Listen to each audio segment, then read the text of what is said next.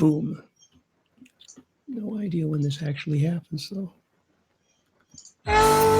Welcome to VUC758, Visions Under Construction. Welcome indeed. And before we get started, don't forget about ComCon, which is happening, next Sunday, not this Sunday, but 1 week from Sunday. So you'll start hearing about it more Monday. Anyway, that's the 7th to 11th. I can read backwards. 7th to the 11th. Wow, live is good already. Thank you, Andy. And a quick mention also, go to comcon.xyz. Also, quick mention of ClueCon, which is the next month then, August 5th to 8th in Chicago, if you can. It's a little far for me, but one of these days I'll make it. This is me with my Minnesotan background, a nice lake. Wait a minute, the horizon line isn't straight. I should probably do something about that. But now that it's tacked in, I can't do much. We got Vlad Markov, longtime friend. I don't say old friend anymore because it makes them old. But Vlad, speak and let's see if we can see you. Hi, everyone. So I'm Vlad Markov. I'm a telephony architect at Cisco.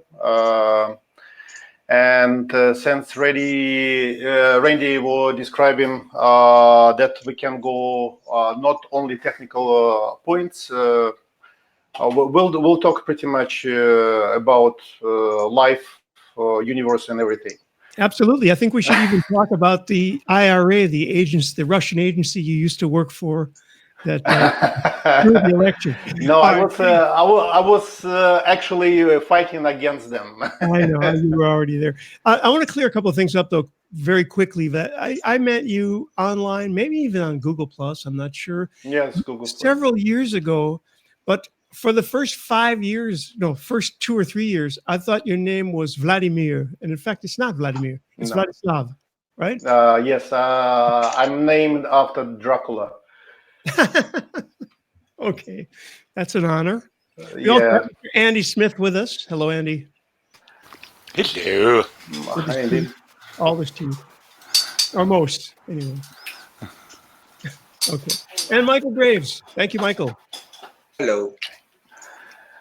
So a little bit of prehistory. Back in Soviet Union, I was involved a bit in the hacking, different type of stuff, starting from the hacking CPUs with the PDP-11 and going on forward.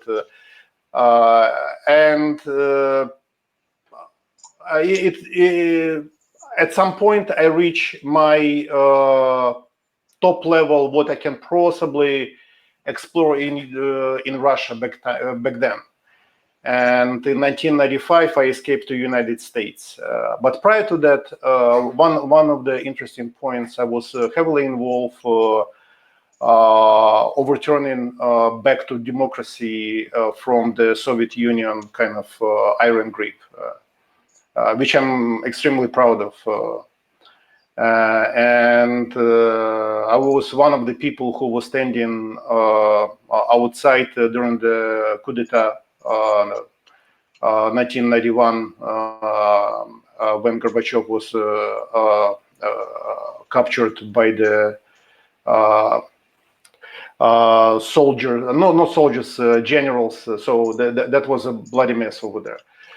Anyway, 1995, I came to United States, continued my computer career. First time I saw internet in Germany in 1993, I believe. And from this point of my life was pretty much dedicated to internet and promotion of the internet. And I started doing VoIP. Actually, it started not from VoIP. Started with a Coppercom 1998. When Jonathan Rosenberg founded his SIP RFC, if you remember that. But I was not involved in SIP. I was touching SIP on a site, but mostly focusing myself on voice over ATM. And reason was behind because IPv4 in the old days didn't provide quality of service guarantee. And voice over ATM in France in particular, for example, it was natural choice because as you know, entire Paris back in the old days didn't have enough copper, and they couldn't put additional copper to expand additional lines. So spanning those lines to additional extensions by using digital means, it was a natural choice. You know, of course, when I first came, I just want to mention, when I first came to France, and this was on business, so it was decades ago, but you had to wait 3 or 4 months to get a telephone. If you moved, you could not get a telephone line. Exactly. So, Exactly. That was, and by the way, this is not only French problem. Actually, it's pretty much entire Europe. One of the key points in Europe, cable must be underground, unlike in the United States. In the United States, they happily hang in front of your door, and it's running to close by CO. And what the hell with the wind and tornadoes? right. Bless you, Michael. Gesundheit. Gesundheit. But I did mute. So, and what was interesting, I had a basically site direction on this voice over ATM, but you have to remember that was one of the interesting part about Silicon Valley. From 1994 ongoing forward, Silicon Valley become hot commodity. And one of the interesting parts behind that, because of their legislation, what was put by Bill Clinton. You probably have no idea about that, but he implemented long-term investmentship.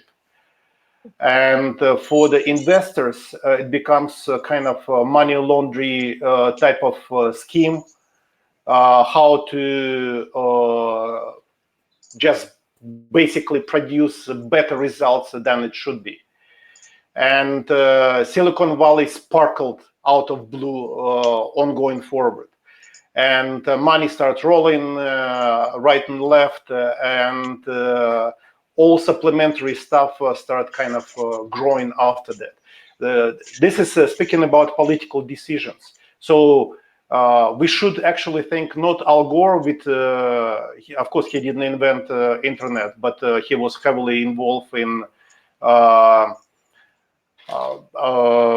what is called, he removed security requirement for the using IP and only for the military purposes, restriction for the IP use, and give to world use IPv4 pretty much for everyone. And yes, partially we have because of the Al Gore. But for the Silicon Valley, we have to thank Bill Clinton.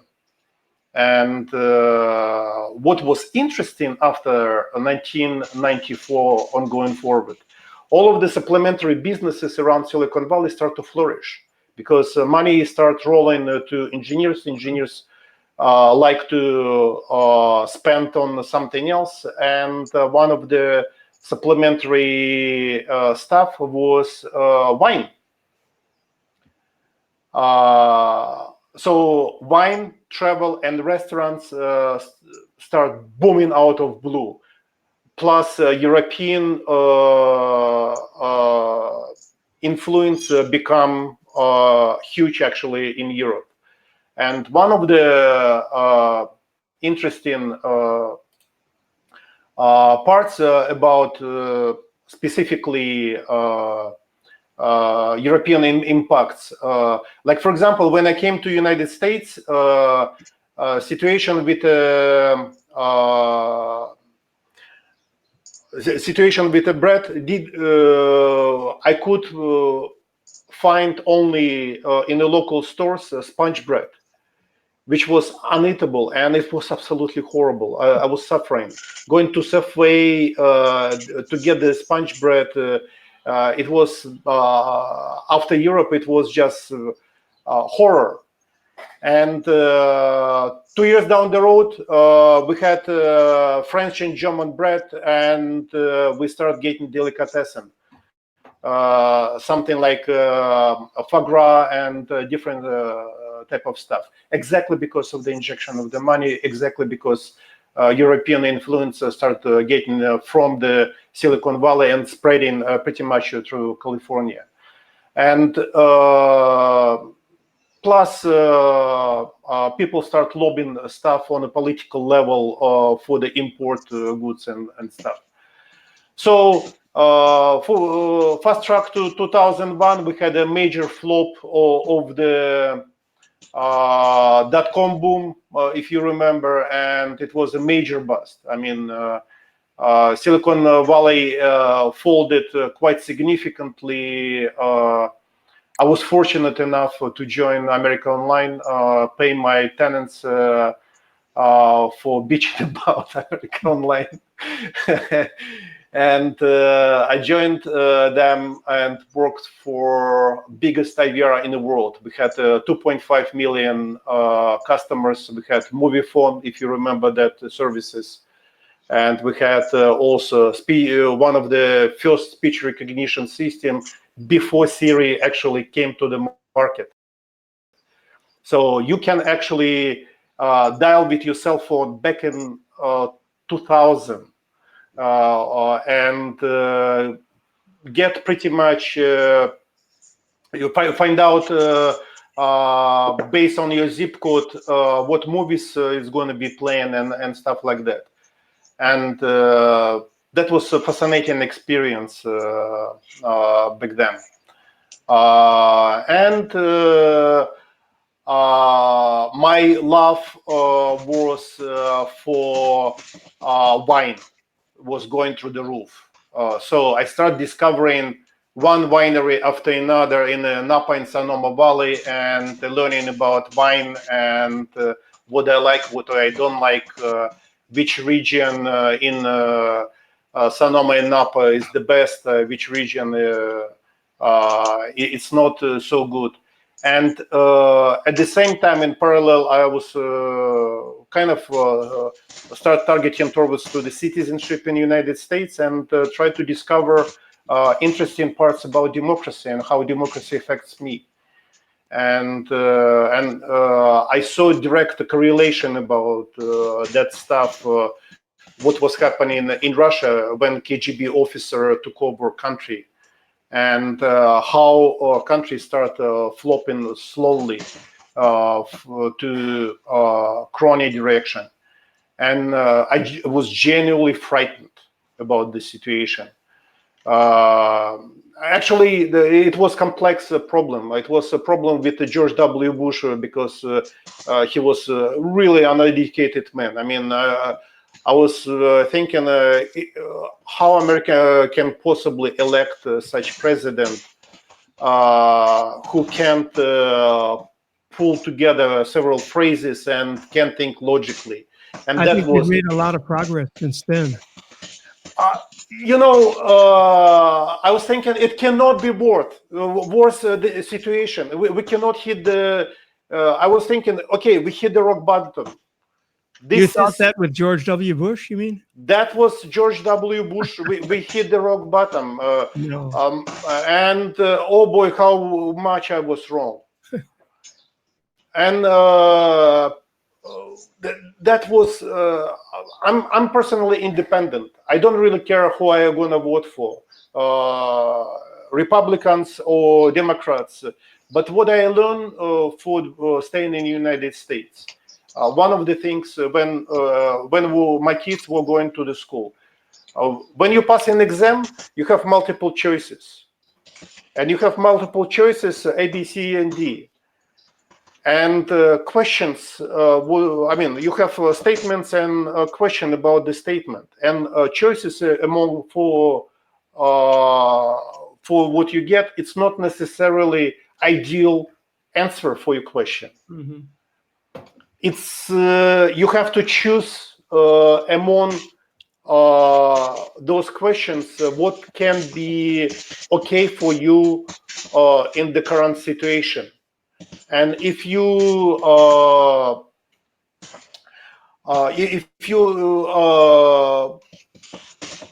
good what you learn from the from this level, if you understand how you're going forward, you can actually going properly start selecting on election process who is your candidate. And one of the things first what I learned when I got my citizenship, how properly go about your ballot. You have to go step by step and try to understand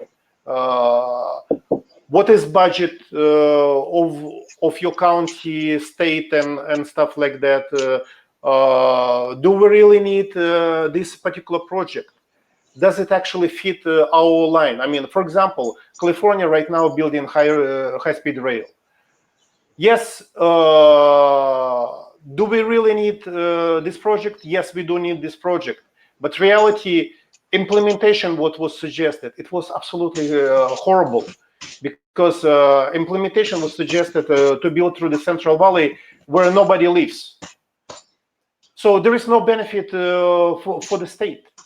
And from the local perspective, why do you care?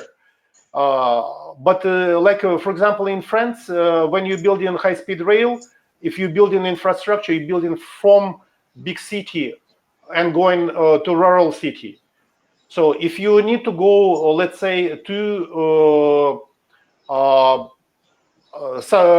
Gilroy from San Francisco, if you're gonna take a train, it will take approximately 1.5 hours, maybe 2 hours, something like that. But if one of the European trains you're going to put exactly on the same route, it will take approximately 40 minutes to get.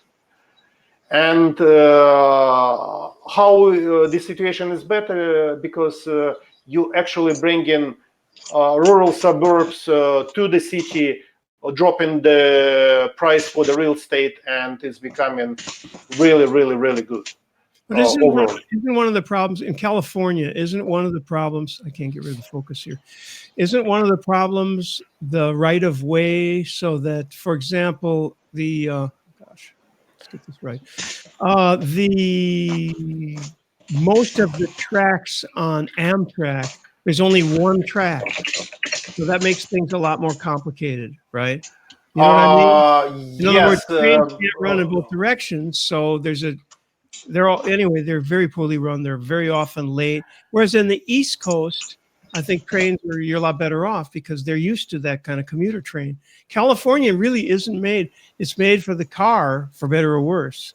And if Randy, but you're thinking two-dimensional on the problem, right? We have more than one dimension. We can start building up. So yeah. High-speed train can actually go inside the additional concrete structure, which will go on the top, and it will be better for the city because A, it will insulate the noise from the ground. B, it will be substantially safer. But is anyone trying to do that? They do actually in the Central Valley, where it doesn't really matter at all. Okay. So who are they going to transport from? They don't even reach Sacramento, for God's sake. First of all, you mentioned Gilroy. Who's going to Gilroy? Gilroy actually is quite important point. Gilroy is major source of garlic. I mean, it's a major source of garlic. Indeed, but also it's a major source of the dirt cheap real estate. Right. So compared to Silicon Valley, where average house right now $1 million, get something for about 500, 600K, it makes sense. Even if you're gonna spend on tickets $300 per month, maybe $400 per month. It's still substantially better to substitute with additional payments. So when you start calculating all of this stuff into budget, it makes sense to live on outskirts of the city than actually commute. Just live in a cramped apartment inside the metropolitan area and commute 10 minutes. Let me ask you a question, Vlad, Sure. because you are the perfect example of working remotely. You're quite a ways from your team or whoever you work with directly. Right. So why? And there must be some movement. I mean, some companies are trying to headquarter in cheaper places and not in Silicon Valley. I mean, even in the Middle West. I mean, there's so much space in states like Montana, Utah, Minnesota, South Dakota, and so on. And it seems like today there's no really good reason not to. Is there? I mean, I 100% agree with you. But you see, it's a political decision. And one of the political decisions were created by the influencers. In this particular case, it was Marissa Mayer. If you remember, she busted several hundred people at Yahoo who for 3 months never logged into VPN or did anything in terms of system. And she said it's like she completely stopped telecommuting. I remember. And that was a substantial bust for their shifting to remote culture. But as we learn, actually, it's not the problem with the telecommuting. It's a problem with organizing actually work around it. I mean, Marissa Mayer was not exactly smart herself in terms of implementation. Because she decided to focus on some prettiness of Yahoo instead of focusing how to make money out of the Yahoo. Does she even still have a job anyplace? I mean, she must be working. No, she doesn't, from my understanding. Retired. I mean, yeah, she had golden parachute, and she doesn't really care about doing pretty much anything at all. I mean, taking the Yahoo CEO position after she got the baby, it was insane. In my opinion. But she had substantial damage in terms of telecommuting structure for the system. I work for WebEx, so because I work for WebEx, we promote telecommuting, and promotion of the telecommuting. Pretty much me and my boss, what we did. I mean, what we decide. I'm an architect. I design stuff. I come up with solutions, and I do partial implementation of the solution. Maybe sometimes I'm doing some proof of concept. And but a team of engineers actually implementing this solution. If they need to interact with me, they don't have to walk to my cubicle or to my desk, just ask me questions. They can actually poke me on what is called WebEx Teams, and I'm responding pretty much immediately, regardless of where am I. If I'm at home or if I'm at the store, if I'm driving or whatever, I can pull out and on the side of the road and respond to people and explain what the situation is and how we can tackle this particular problem. But you are working, if you're working on California hours, and I think that's what you do, right? So you Yes, I do. Late at night, basically. Oh, this is absolutely brilliant, actually. I don't know about you guys, but when you're in Silicon Valley, you have to comply with pretty much no time zone at all. So your meeting starts something like they have mercy on you something around 7 o'clock at the earliest, but latest meeting in Silicon Valley can be midnight, can be 2 o'clock in the morning. So reality, in some days you have 5 hours to sleep. Right now, I do go to sleep about 2 o'clock in the morning. I have 9 o'clock meeting with China and India team, and pretty much through the day, I'm restarting my work about 4 p.m., maybe 7 p.m. French time, and it's absolutely brilliant because, as you know, in France, majority of the stores don't work 24/7 like in the United States. Right. So most of the stores shut down at 7 p.m. and don't work on weekends. So I do have opportunity to go and shop for my renovation, house chores, and stuff like that. So are you saying that you actually haven't started work yet today? No, actually, I did one trick. I did one trick, and trick is I do work on US hours every day of the week except Friday. Friday it's my mercy time, so I do my home projects, etc., and I don't interact with the United States unless it's emergency. It's an interesting life that you must lead there. I mean, I've worked from home now for at least the last 10 years, might be a bit longer actually. And one thing that I found is it's really difficult to switch off. For me, it always used to be the drive home or the train home or whatever. And by the time I got home, I was switched off. And I can no longer do it. You're exhausted. You're exhausted horribly and can't think straight at this point.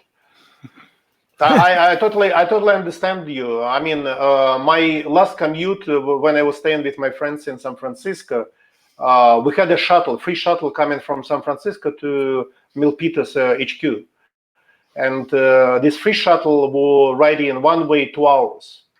It's a luxury shuttle. You have wonderful bus. You don't drive. You have Wi-Fi connection on board. It's incredible. You don't think. But 4 hours commute is just exhausting, morally exhausting. Burned up. Yeah. That's a lot of time burned up. Michael, you've worked for years and years because when you ran your business, you were working from home still, right? You never had an office, did you? Maybe I haven't reported to an office since 1998. Wow. But I had one. I had one from 95 to 98. But I was traveling so much. My office was actually in Mississauga, just outside Toronto. But I was traveling so much that I was seldom in it. No, I've basically worked from home since I moved to the U.S. in 98. Sweet. Yep.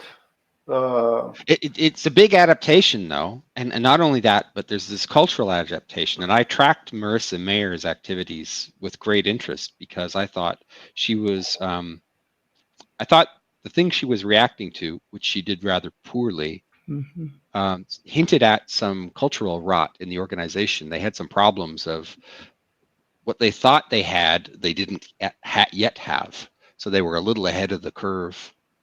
And they could have worked on that instead of just closing all the doors and demanding everybody come into the office. 100% agree. And one of the biggest damages, what she did, is spread pretty much across entire Silicon Valley and high-tech culture. And for that, I will not going to forgive her. And she was thought of as being so enlightened, and it turned out to be not the case. I mean, she just wasn't as great as everybody thought. But I will say this much for her: she was tremendously brave because it was a large undertaking. Yeah, some people are brave and stupid. Excuse me. Like in this particular case, we have to call BS what is BS, right? I mean, we can't ignore and be politically correct with the situation. I'm actually with Bill Meyer. He started fighting PC, and I'm 100% support him on fight against PC police.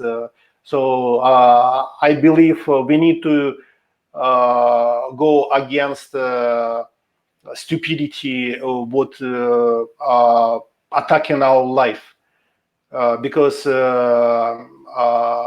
it's heavily influence progress and advancement of our civilization.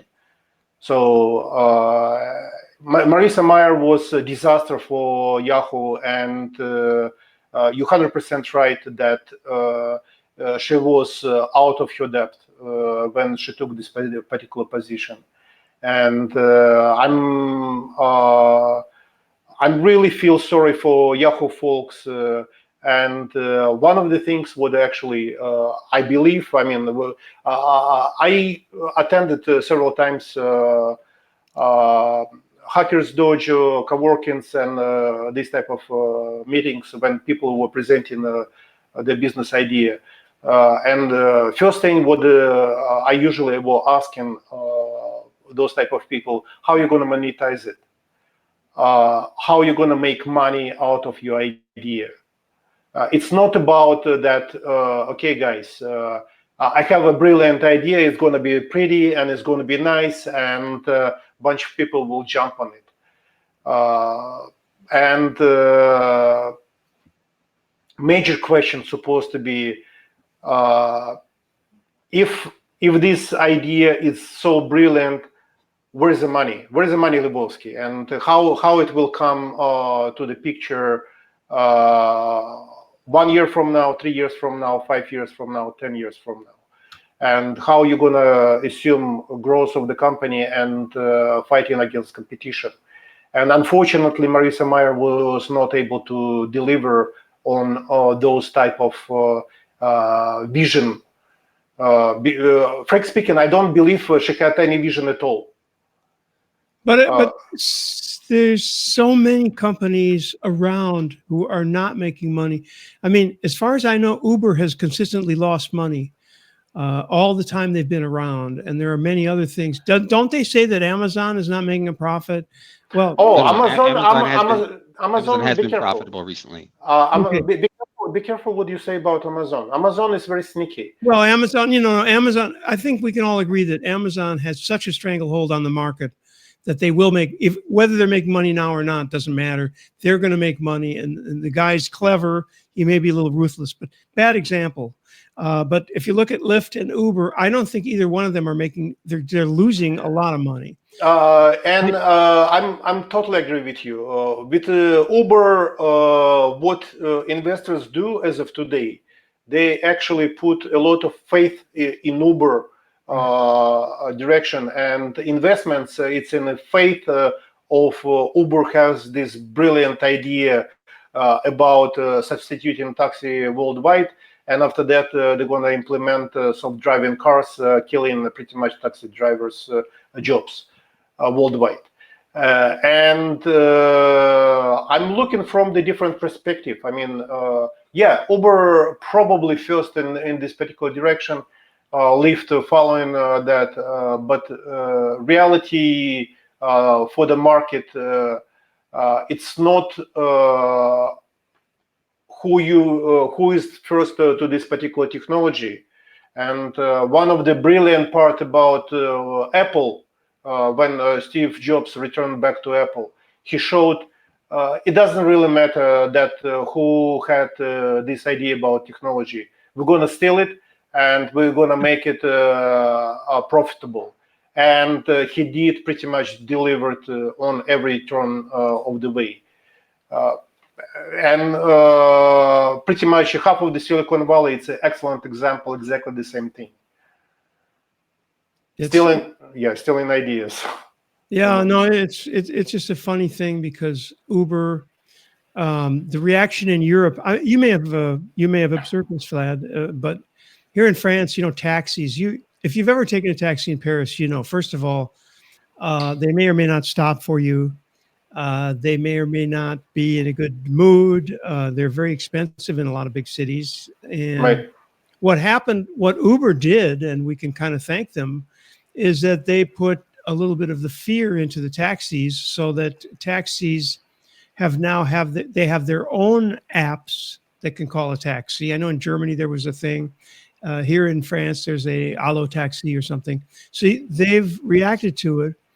Of course, a lot of the reaction has been physical violence too, because they saw the future and didn't like it.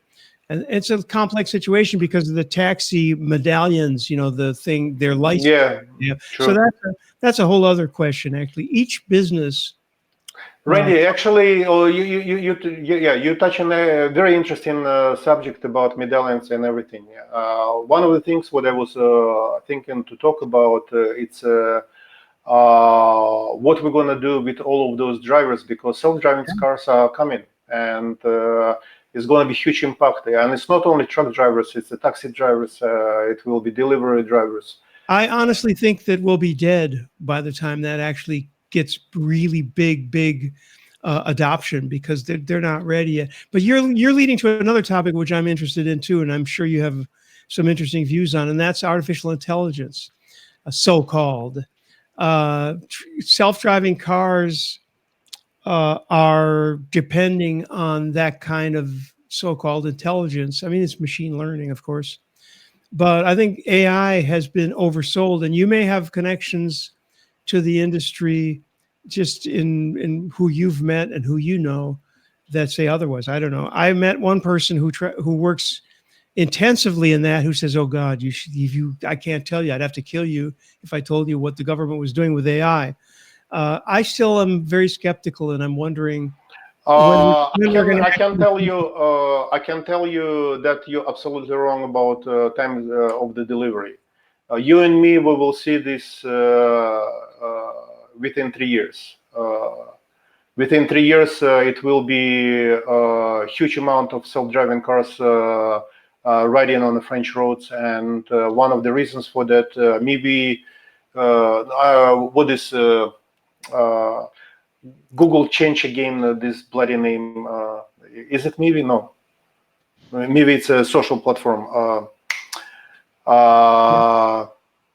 Basically, self-driving Google car. They signed a huge contract with French manufacturer Nissan and Peugeot. Mm-hmm. Mm-hmm. So, and this contract pretty much it's a death warrant for taxi drivers. But this almost always all has to happen at once. In other words, if tomorrow, if we wake up, all right, let's be kind and say next year, January 1st, 2020, if every car on the road was self-driving, then I could almost conceive that there's enough machine learning around that would be fine. But if you're mixing in human drivers, and also you got human pedestrians and bikes and stuff, that doesn't seem. You're saying 3 years. I'm going to write this down, and we'll talk about this in 3 years. But it's not going to be. I'll tell you one of the reasons behind why I think it's a so rapid approach. It's a pure financial reason, and one of the financial reasons behind self-driving car increase value. Let's say.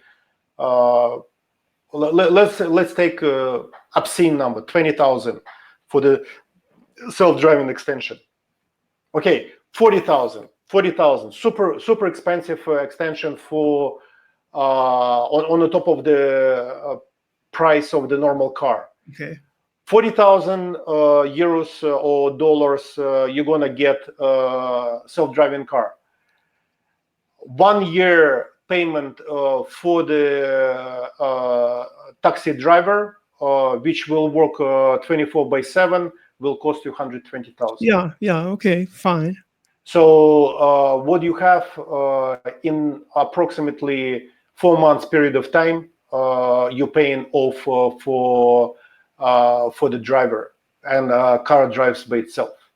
So my point is, it's a pure economics. So from the driver perspective, we are facing really big moral issue of what to do with these guys, and and it's not a 10 years period of time.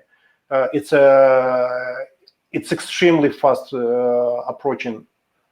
So you think within 5, let's say, to be generous or conservative, with 5 years, let's see, we're in 2024, 2025, you think there would be a large percentage of self-driving cars on the road? I believe so. I'll give you one example of what's happening in California. Actually, it's quite interesting situation. I left 3 years ago from California, 3.5, almost 4 years. As you know, California likes to simulate new technologies based on some different incentives. So, like, for example, they provide stickers to write on a carpool. So hybrid cars were not such a big in adoption rate for the carpool lane, simply because price for the batteries was obscene. And people didn't see, okay, I'm gonna pay for this battery car, but I'm gonna shorten my commute approximately 20 minutes or something like that. Now situation is radically changed. Now situation is in Silicon Valley, average salary going between 150 to 200K as of today. Senior level people making between 350 to 450,000, which is another bubble. And I will talk about that just in a minute. And the situation with carpool stickers, all of the Nissans got those carpool stickers as well, Nissan Leaf. And carpool lane, which was moving really fast before, start moving slow. And reason behind, people who get into carpool lane, they don't want to accelerate fast. They want to save the batteries in the car. So it's an interesting adverse effect. Yeah. And amount of leaves, because they're so cheap right now, it's about $30,000, and after subsidies, you're getting about like 24,000, maybe 22,000 for the leaf, and you don't have to stay in a regular lane. You can jump on a carpool lane, and majority of the people live under 40 miles distance to the office, so everybody charging at work. So they spend a single penny for the gas round trips. So it's really interesting paradigms what exactly is happening over there. I wonder. I don't think we have carpool. Do we have carpool lanes in France? I can't remember. We have bus lanes, and bus lanes restricted only to taxis. But not. Yeah, no, that's in the cities. But anyway, Michael, how do you see this future of auto driving cars? You think in Texas, around where you live, there's going to be tons of them in 3 to 5 years? No, not 3 to 5. Although it'll happen when it happens. Michael, 5 years. 5 years, you will have trucks, tons of trucks on the road, self-driving trucks. Oh, absolutely. Self-driving long-haul trucks for sure, and that'll be driven by economics as much as anything else. Also, the fact that fleet turns over. Yeah, and long-haul truck drivers, which, by the way, are a statistically significant amount of the U.S. workforce. Yeah, 2.5 to 3 million jobs in a truck. Yeah, this is one of the things. Far more than people who work in the coal industry. Sorry, Michael, I just want to mention they're talking about coal jobs. I think it's like 75,000 jobs of coal-related stuff in the United States, miners. Now, the change to self-driving truckers, eliminating truck drivers, has the potential to be the force that motivates the fundamental reworking of our social safety net. Because you're just not going to teach those people to code or whatever the crazy retraining bullshit is that they're pitching at the moment. So aren't they supposed to go out in the fields and pick tobacco or something?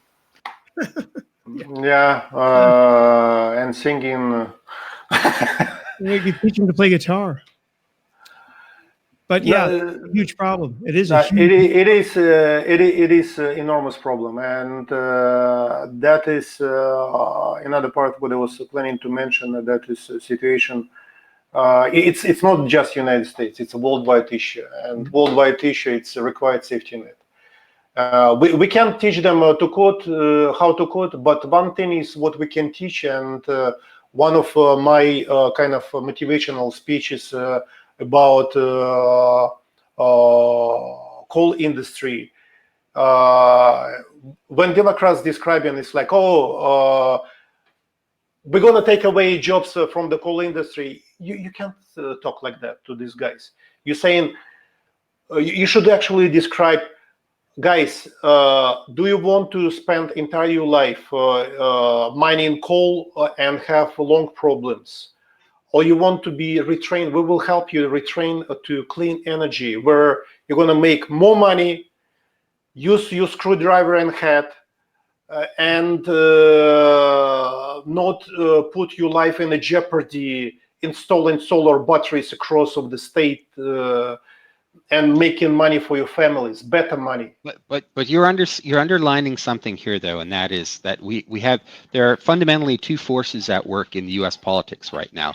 There is one that is pitching fear and loathing, and this has been the case for at least 20 years. They're pitching fear and loathing, and the other is pitching a vision for a future. And it's really, really hard, it turns out, especially in the face of an uneducated populace, to pitch a brighter future and opportunity if somebody else is pitching fear and loathing. Because fear and loathing wins. We always go back to that reptilian brain that they're taking away our jobs, they're taking away our guns, and it turns out that Mr. Obama was in fact exemplary or perhaps unusual in his ability to face a group towards a brighter future. And right now we're kind of facing the other direction. But you're absolutely right that nobody fights for coal jobs. Nobody wants coal jobs unless faced with the alternative being, the unemployment line.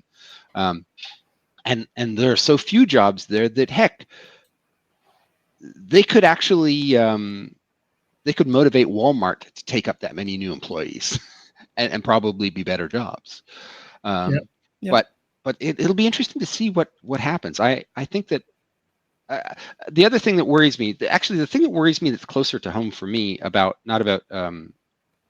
self-driving stuff is there's all this emphasis about 5G with reference to self-driving cars, and I think that's a just disingenuous attempt to sell 5G. Yeah, I agree. We still have. We didn't explore full potential of the 4G, and we're trying to shuffle on the people 5G. For God's sake, 4G has ability to transmit 50 megabit per second. And where are you going to have 50 megabit per second? I mean, show me good cells where you can actually download with this particular speed.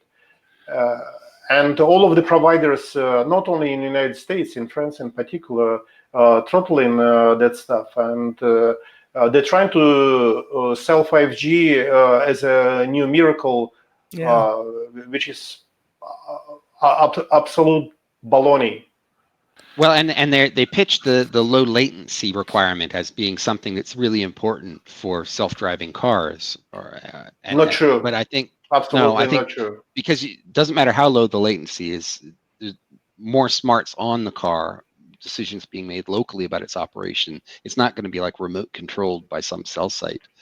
So we all over here VoIP and video engineers, so we know some of the stuff, background of the story. So when people describing about latency and one of the keystones of the latency, we understand. We care about latency if we hear ourselves. But if we don't hear ourselves, if we're transmitting, we really don't care when our audio will actually receive the recipient, by recipient. Is it 1 second? Sure, 1 second. As long as we can reassemble properly audio stream, and audio stream will be clear. So that is one of the holy grails of the voice over IP as of today. Now, I have a question that you may be particularly well placed Sure. to deliver insight. A friend of mine works for Cisco around the corner here. He lives around the block here. His dog plays with my dog. Very nice guy. He's on the team that delivers video to the Veterans Administration, video communications. So I hear stories, and they're pretty good. But one of the things I've been trying to track is, what there was a shift. Everything went to desktop, right? Not everything, but a lot of things went to desktop. There it is. We're doing a lot more as we are now on our computers than using appliances, with the far end of which was the telepresence stuff. Right. So are we ever going to get, how are we going to get better? We're now, I'm looking at a 4K monitor. I can't get any, I got a 4K camera. I can't get any 4K, video conferencing. I can't even usually get good 1080p. It's very simple answer for you actually on this one, and it's coming with a logical level. As you know, MPEG consortium who owns the patent for H.265. They quadruple requirement for the encoder for H.265, which will be able to encode properly model for their video stream. So as a result, none of their current companies can actually use that stuff. By the way, my recommendation, try to follow Jonathan Rosenberg. He mentioned, I believe yesterday or day before yesterday, Cisco, together with another company, actually several companies, open up one of the encoding library. I forgot the name of the library. It's not H.265. It's something else, but has similar properties of H.265. There are several new codecs specifically because of the patents and stuff that are, what do they call it? VC, is it VC1? I can't remember. There's a few new codecs, or at least a couple new codecs, and there's also Open H.265 coming along, which is different. Don't put too much hope for Open H.265 because, like I said, what's happened with the Open H.264? When Roland Trollope leading pretty much my group in Cisco collaboration, he took major decision and he decided, okay, we're paying so much money for H.264, we actually max out. And what we're going to do, we will continue paying maximum until end of license terms, and we'll open for everyone to use under our license agreement. So this is how Open H.264 came about. And basically Cisco paying for everyone to use license under our terms. So if you modify open source library, which you can actually check out from GitHub today, then you're in violation of the license agreement. But H.265 unfortunately doesn't have this option, and H.265 will allow you to compress substantially better, higher than 1080p, like 4K or fraction of the 4K. And the problem is, if you can't compress this, you have to consume a lot of bandwidth. And because you have to consume a lot of bandwidth, you can't guarantee that stuff. You will pretty much lose all the way. Also, another interesting challenge comes in over here in the picture. When you have a mixer server, which supposedly mix together H.265, it becomes prohibitively expensive to handle multiple streams. So as of today, when you have, let's say, 200 or 500 H.265 streams, transcode them on the fly, it becomes a serious challenge for the computing power. And on a grand scale of things like, for example, we have concurrent sessions, hundreds of thousands, audio sessions and video sessions as WebEx, and it becoming unbelievable challenge if we would start doing this in a 4K. So until pretty much compute power comes to a substantially better option in terms of money, I don't think we would be able to do it. So everything about money. I just I think that, how to put it, you know, it's like there's always a pyramid. There's sort of this ideal at the top, the pinnacle, people who drive the really fancy cars, who sit in the telepresence suites, and they have a certain experience. And then as you come down the pyramid, you get to, well, ultimately you get to people on their phones, right? And for a lot of the talk and the hype and the excitement, and we don't have James here for me to ridicule, so I'm going to do it anyway. The mobile first world is a kind of a crock of shit because it's always a degraded experience. I agree. I think there's just as there's room for a home theater where somebody has, like my brother-in-law, a 12-foot projection screen and fancy seats and great sound.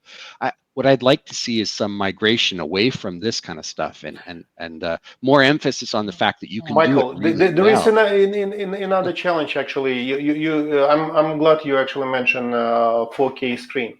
There is another interesting challenge. If you actually take a look on laser projection screens, there aren't many 4K models which is available today. And as of today, they're prohibitively expensive in terms of the projection for the 4K. And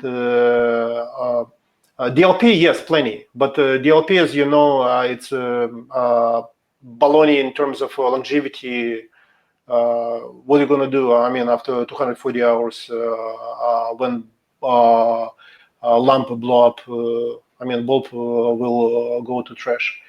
So I would say technology for the 4K big projection screen is not there. Small screens, 1080p can actually serve your purpose wonderfully, because 1080p for 40 inches should be okay. If you're going beyond 40 inches, let's say 55 inches, when 4K start actually playing some role. If you want to see a clear picture and things like that, yes, it makes sense. But also we're talking about bandwidth of your provider. As I described previously, I had a problem with my upstream just not long time ago. I had 800 kilobps. Right now I have substantially better, but still not fast enough to handle 4K stream. And 4K stream, as you know, with a good compression would take approximately 25 megabit per second.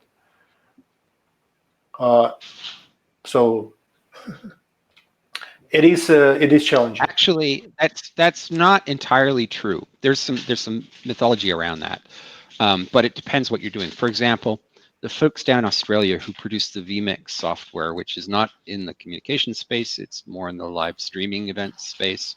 They have actually done 4K 60 live streams. They've done a handful of them now, 3 that are available on YouTube. That you can do it. You can do it today with about 13 megabits reliably. Michael, you describing one interesting point. You actually mixing broadcast experience with conversational type of experience. And conversational type, yes, I described you can have a certain delay, but this delay has a limit. So if you have more than 1 second delay in terms of the video delivery, you actually will start noticing of the delivery. And when you're trying to broadcast 4K stream, you have substantially more than 1 second. You have close to the 5 to 10 seconds approximately delay in terms of the broadcast. The delays, though, are not in the encoding. They're in the CDN. They're in distribution. And Yeah, so, absolutely. But I'm not saying you have in the encoding part. I'm saying overall, when you deliver to the endpoints that stuff, you pretty much lost the ability to have broadcasting. I'm not a broadcasting, conversational type of stuff. You when on a broadcasting world. And broadcasting world, you really don't care. You even if it's going to be 1 minute late, who cares? yeah, and CDNs inject their own delays because they're concerned about continuity and they're not concerned about latency. That's why those things are engineered. They're engineered for a particular set that is not conversational. It's something else. But Actually, the point of the yeah. matter is that you can do it. It can be done, and it's not going to be as demanding as people think. No, But it can be done. I mean, when Elon Musk will launch his satellite network, and if everything will be honky dory as he promises with super low latency, yeah, why not? But again, I mean, who is going to be brave enough to put this type of infrastructure for the encoding of 4K? And it's really challenging. I mean, yes, Cisco may do it for fancy stuff, just to say because we can do it. But to put on a grand scale of adoption, I don't see it can be done within 2, even 3 years period of time. I think there are other people doing interesting things. You know, DVE telepresence does a volumetric 3D, which is it's a narrow little niche kind of thing, a way of dealing with CAD realities, of saying that we're going to have this sort of room where we go to and we sit down and we can call up a CAD drawing and physically manipulate what is essentially a hologram.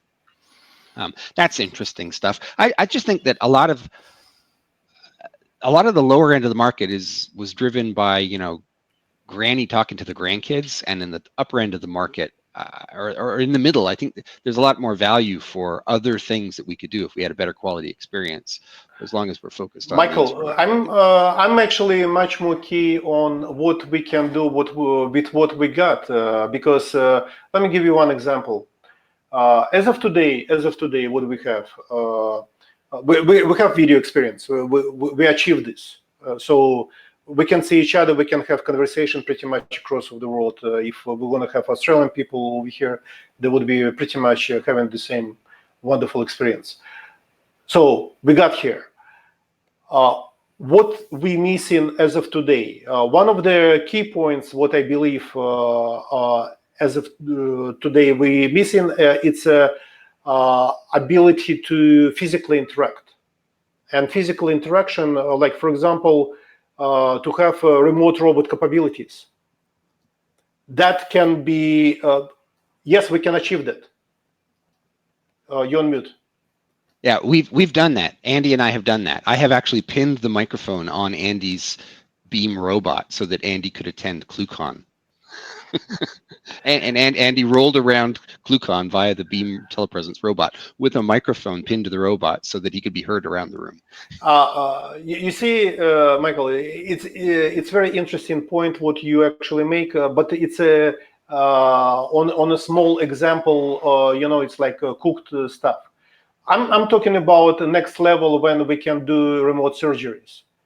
And remote surgeries, let's say, deliver something to Africa, and robot can actually perform the surgery to stitch somebody leg or cut for the appendix or something like that, or pull the bullet out of the stuff.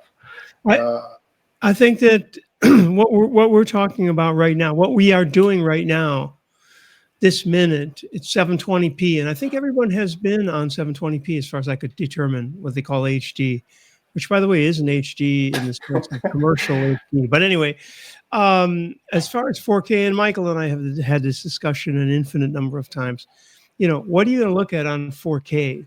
I've seen a couple of examples of 360, for example, Google was doing a 360 thing in either 1080p or 720p. It doesn't matter. But the point is, it didn't matter other than the fact that they had some really fine looking people in this, and they were in a setting that was exciting.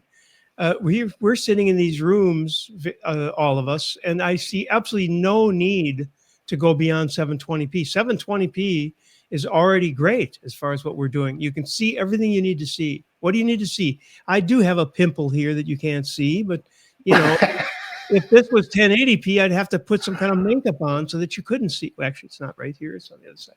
Anyway, I don't see it. So, yeah. Randy, it makes sense. Surgery is the key. It makes sense in the surgery. Yes, it makes sense with the high precision. But you can achieve the same exact level, not with density of the projection, but actually with a zoom, optical zoom. You don't really need. You can actually you can have optical zoom specific on a specific problem and be done with that.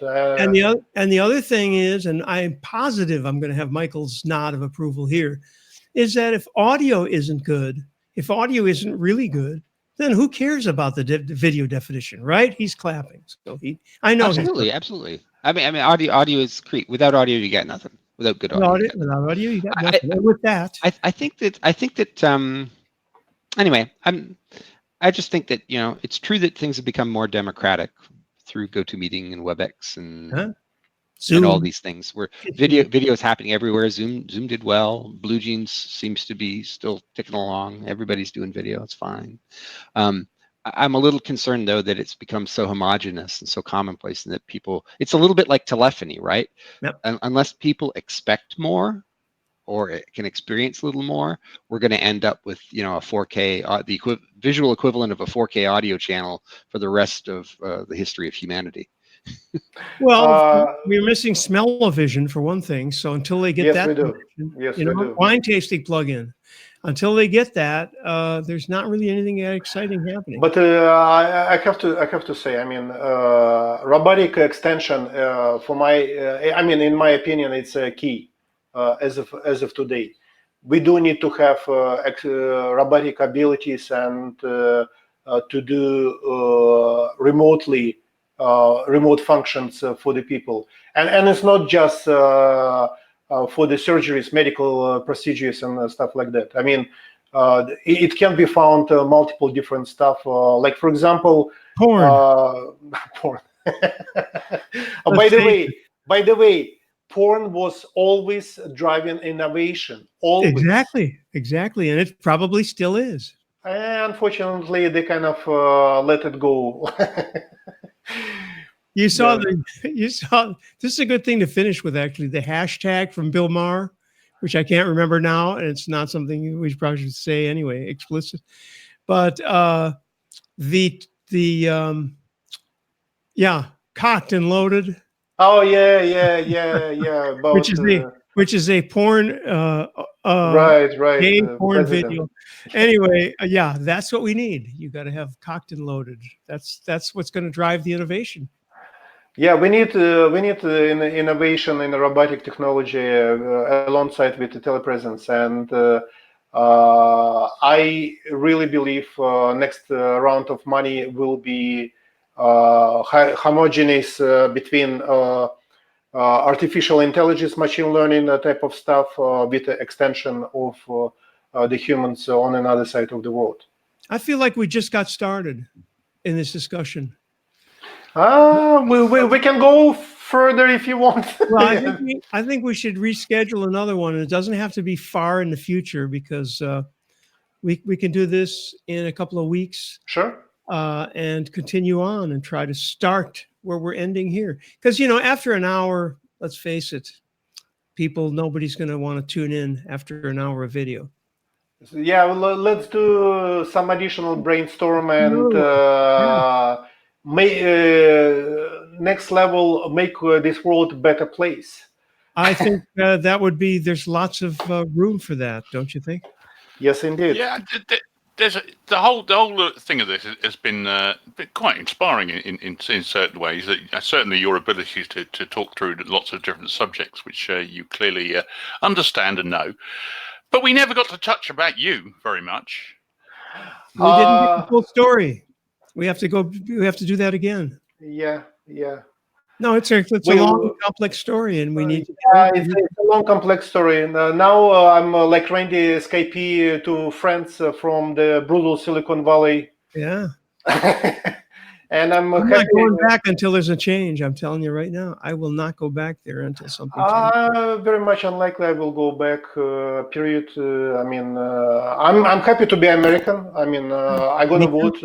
I will participate in all of the elections, and I want to for U.S. people to hear my voice, and I will not shut up. As well as I will continue speaking with Russians about brutality and horror what they're spreading around the world. So I see that you're active in the Russian language, and that's normal on Twitter. So you're talking to people there. Are these friends?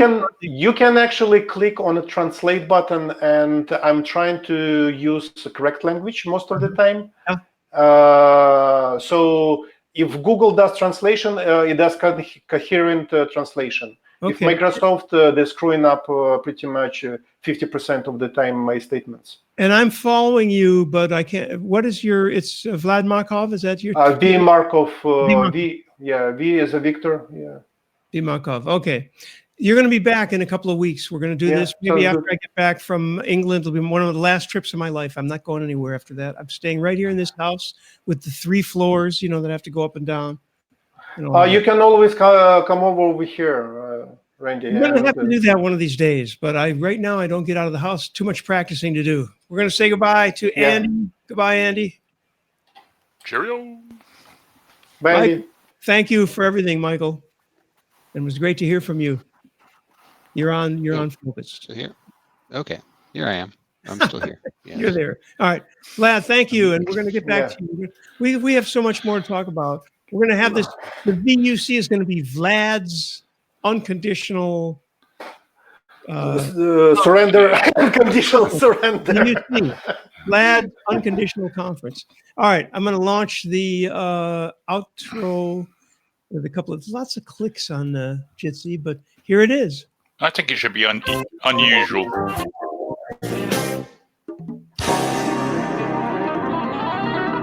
Apparently that didn't. Shame. Yeah, it didn't.